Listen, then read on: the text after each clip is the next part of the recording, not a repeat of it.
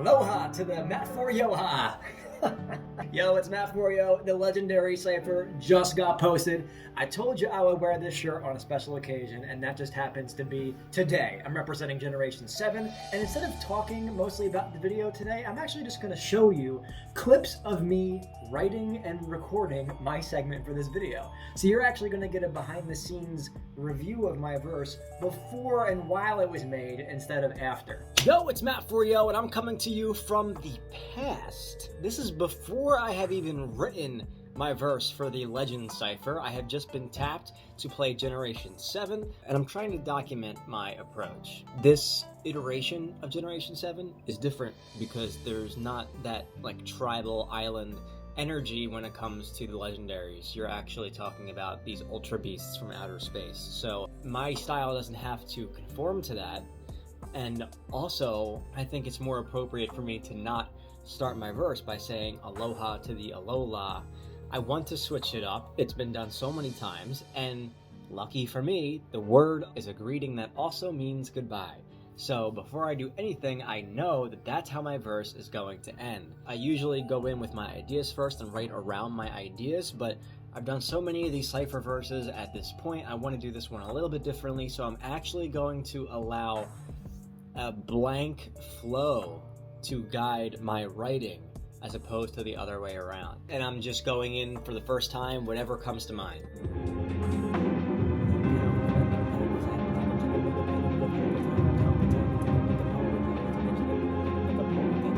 So I've already written down some ideas for my verse. I've gone in order, so I have some words for Solgaleo, I have some for Lunala, and then I have some for Necrozma, and then I have things at the top that are kind of like, you know, for everyone or just in general. The first line is kind of like breaking the seal, and I'm trying to get past that point now, and so I'm finally rolling with this idea of get out of my space, outer space. And I think that pairs well with Galaxy Brain, which is a nice little like meme reference there, but also a reference to their design and how you can kind of see the galaxy in their heads. So I'm going with that right now, and I'm just trying to think of where it goes and what the first like punchline is. I think it has to be something about Nebby. All right, finally got over this first stanza hurdle. I'm really pushing myself to keep the flow that I intend without changing it to fit the wordplay that I'm going for. So I'm really trying to meet it halfway, and so far I feel like I accomplished that with the first stanza, so here it is. Make way and get out my space, or you're gonna feel the pain of a galaxy brain and battle at aim and light year above the waste and late waste to you suns in a radiant phase. Obviously, Solgaleo can ascend into the radiant sun phase, and so I'm laying waste to you suns in a radiant phase. I reached this middle point where I am able to make a reference to Lunala by connecting the Pokemon to two of the most popular superheroes right now, Batman with the new movie and Moon Knight with the Disney Plus special. Of course, when you have something like Moon Knight, that's actually a compound word that's pronounced in a Spondee pronunciation style, which means double emphasis.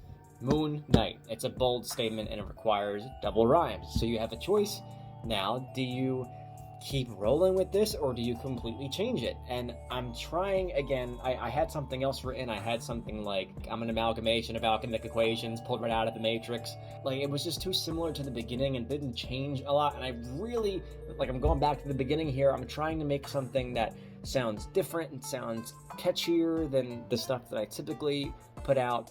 And I'm trying to just make something memorable that you'll be able to sing in your head and not really, you know, confuse you after a while. So I decided to keep the double rhyme scheme, and that's like, you really narrowed the funnel there because there's only so many words you can choose from. And so essentially I'm trying to say something, and whatever you're trying to say, there's maybe one or two words out there that match the rhyme scheme for you to use. So I'm trying to reference Necrozma, who steals light from places like Alola. So I go from Dew Time, Moon Knight, Too Bright, Loot Light, You'll Be Soon Blind.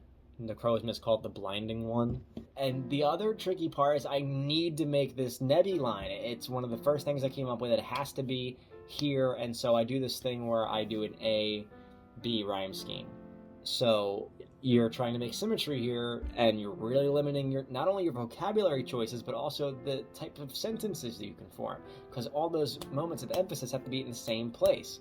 Too bright when I loot light, you'll be soon blind, and I don't mean to brag, but when I fuse rhymes, I reach new heights. I'm not Nebby anymore, I'll put you in a bag, because I'm a kaleidoscope. Alright, so like I was going back and forth with this thing, like I fuse like supernovas collide, I scope my sights like a kaleidoscope, and it was just too many syllables. It wasn't working. The word kaleidoscope, I really like that because of the prism in Necrozma's head. And so you have the word fuse here, which is clearly a reference to the Solgaleo and Lunala fusions with Necrozma, and you're just trying to find something to put after that. And just by saying it alone, you're acknowledging that really important part of their trio. You're ticking it off.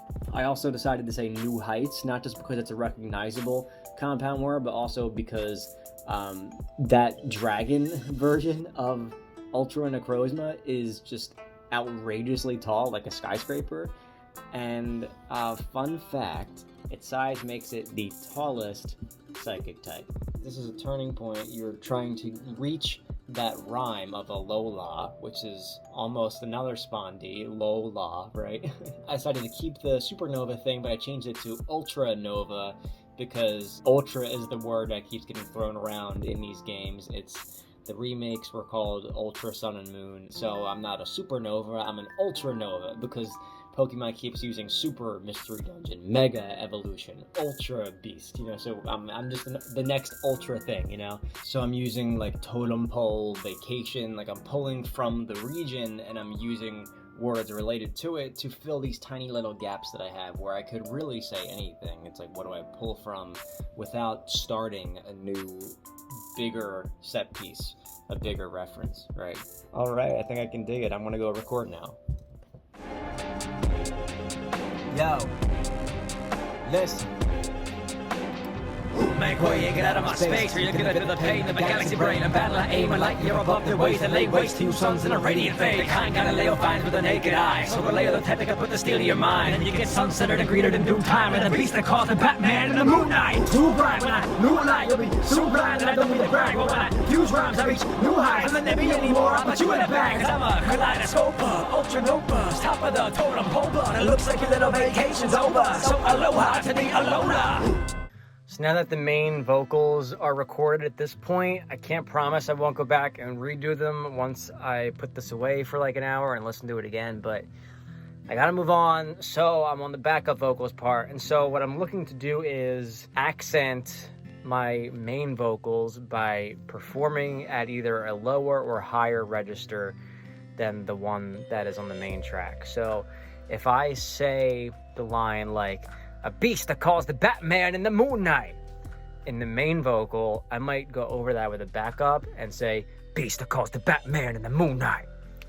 And I might do, beast that calls the Batman in the Moon Knight. So I'll just go a little bit higher and lower, and I'll add some width to the delivery, and words and punchlines that are emphasized will have even more emphasis audibly once you layer them together.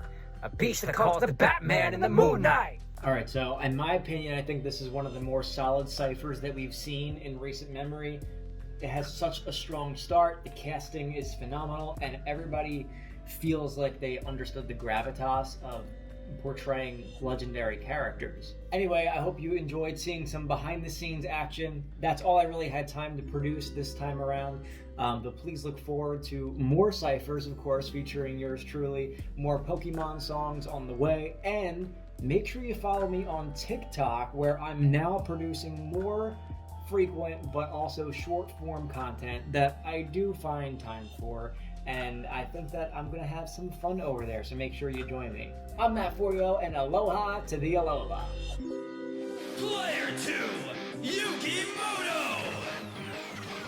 Fight! I've journeyed across the globe for the right foe to challenge me. I'm Grandpa's little goth with a dual personality. Deal me your best, catching them is my real test. And I swear I'm gonna royally flush your whole deck. Some ash catching from Palatine.